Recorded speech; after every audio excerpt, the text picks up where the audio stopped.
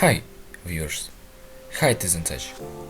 Not so long ago, there was a stream of version 3.1, where we were shown as many as 2 HP characters. As you might understand, the characters of patch 3.1 are on the agenda, both new and old ones. I'll briefly run through their skill set and express my opinion about them. Let's go. Let's start with the Mighty. In short, how his gameplay works: Blade. Okay, but if we go into more detail, then this is Blade, but better. Mighty is played from the concept of kill me if you can, for each hit in the jaw from its enemy, and for each percentage of HP spent in general. The talent will give you charges. The more charges, the more buffs. Having scored exactly 100 goes into the state in which he can fucking do anything. Unless he shows off an enhanced skill. And he doesn't give a shit about your opinion, because in the state, the Mighty can't be controlled. When the charge reaches 150 and more, Mighty drops an enhanced skill that blows off the face of all enemies in the field. And that's it. And of course, he scales from HP, has huge self buffs. In short, a hero who have no need even collect artifacts. He's fine as it is. Now, let's move on to my opinion. Yeah, I have it too, it turns out. So, I don't consider him a game breaker, and I'll evaluate him the way you evaluate your appearance. 7. Why? Firstly, because Mighty's abilities depend on the loss of HP. He decides his skills and enemies' attacks. If everything is still fine with the first one, we can control it, since the attacks of the opponents are fuck it up. This turns on the logic of the game with a 100 chance of hitting Harmony and completely ignoring all other characters on the field, even with increased aggro. So get ready for the fact that the super strong skill will work once for 3 motions, because the enemies decided to hit your Harmony. Yeah, I'll solve this issue for the most part, but how often will it work? I don't know. Secondly, the teams. He's not the cheapest. He wants 2 characters who allows him to perform an action immediately. One of them is Remembrance Trailblazer. One of them is Sunday, which is mandatory. Mighty needs his ultimate to accumulate charge. Third, Mighty is like a beer hero. Outer battle is built on it, which is why I can't imagine any interesting rotations. But for many, this is just a plus. I must say that Mighty can bend like a blade, because he needs a character who would give 100% aggro. Otherwise, I don't know how he will live on. But anyway, Mighty is pretty strong. And with him will be the legendary, immortal to be Ho-Oh. Since its release, Ho-Oh has transformed into a pretty strong sustainer, has good energy boost, not like before. But with the release of Remembrance, she began to play notably worse, because as we know, she can heal only with skill and only 3 nearby characters. With Remembrance, your team gets a bit bigger, depending on how many of them you have in a team, which slightly hinders Ho-Oh's heal, and the regen of energy itself is not that huge. So on the one hand, it has become a strong sustainer, but the further we go, the more it will fall in usefulness. If you only have Natasha and Bilo from the sustainers, then you can pull it. I advise the rest to wait for new sustainers, or proven oldies. I rate Ho-Oh at 6. 6. Tribi. I would like to call her the support of a new meta, and some kind of step forward. But no. She's certainly good, but not now. What's she doing by the way? First, she allows the team to ignore the enemy's resist. Secondly, she increases the damage inflicted by the team. Thirdly, she throws off good damage follow-up attacks. And that's all.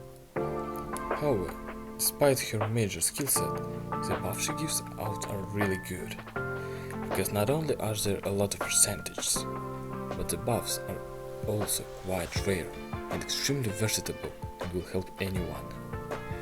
While Ren may increase the break, helping break teams, and Robin buffs the follow-up attacks, Tribi just cuts the resist and directly increases the damage to the boss. By the way, Tribi launched follow-up attacks that cause damage from her HP and attention. Hits all the targets on the field, which will be great for the Hertha. Secondly, the scale from her HP and the health of the answers team, which allows you to put her with Blade and Mayday. You can generally put with both, the damage will not be lower than the of the Acheron ultimate. It's joke of course, there will be 3 times more damage. In general, all the buttons are scaled from HP, which slowly bring us to the support, which will buff HP. Who knows, who knows. She also regenerates energy from the attacks of failures on enemies, just like Robin. There's nothing more to discuss here, so let's move on to her teams. Tribi is doing something really scary with the Hertha. The damage to Mamma Mia. This will be the strongest duo, at least until the release of Castaris. Tribi always hits the R area, giving stacks to Hertha. She, in turn, gives Tribi energy. I think you understand the scale of the fuck it up there. In general, Tribi is a harmony for erudition. All attacks and follow-up attacks go to all enemies. Buffs help everyone, and Erudite gives energy to her. But because of her versatile buffs, she's a good match for the HP Marans. It's also suitable for guys who want Robin, but for some reason you don't have her. It's Fei Xiao, Aglaia, and Rachel. Bottom line, if you have Robin, pull it at discretion. If there is none, pull it. She'll become your first support. I would like to talk about HP Marans, but Blade is dead. Mayday needs certain supports. What about Castaris? Fuck knows what will happen. Tribi can be called an investment like Sunday or Robin, which came out without the damages for which they were created. It's the same here. Castaris and the Naxa are just around the corner, so for now it's better to wait for more information about the 3.2 characters than to say anything. I rate the girls at 8. Yeah, 8. So, and together with Tribi, they put Yunli. For those who don't know, this is Clara with huge percentage of counter-attacks. Although the character is far from you, she lets all the content slip through. It all depends on whether the enemy is going to hit you or Tin Yun, standing next to you. If there is, Yunli's fucking is no worse than Firefly and Fei Xiao. If not, then the damage is still good. If she has sunk into your soul, then you can take her under Robin. If Robin is not there, then skip it. Although it's very rare to meet someone without Robin now.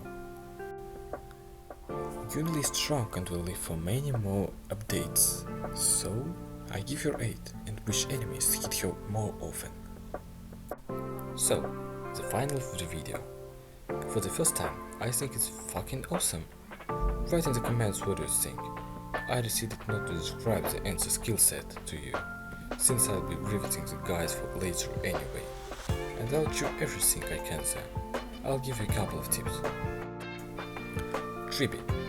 Pull her if you're a fan of erudition. You'll fuck all the content with the Hertha and Elevator. It's just good for the rest. Mayday. Pull him if you put your hands on the keyboard once for 100 years. A good hero with good damage, but I doubt his future. At least on Amphareos he will live normally. What will happen next is fuck knows. You can take Yunli from the reruns if you are an ardent fan of bare legs, and you have a Robin. If the sustain is scarce as Hans teeth, then you can pull the Ho-Ho. It will help you for a while. Everyone, thank you all for the watching. Share your opinion about the character 3.1, who you will beat out, who you will invest in, or you're waiting for Castorius. I can see you sitting there, saving up for her anyway. Alright guys, good luck with the pools and bye!